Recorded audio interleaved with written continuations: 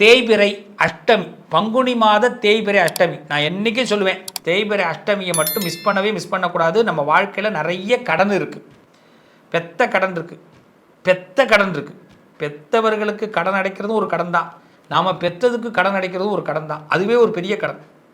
இது இல்லாமல் பணக்கடன், இது இல்லாமல் மனக்கடன், இது இல்லாமல் காலக்கடன்.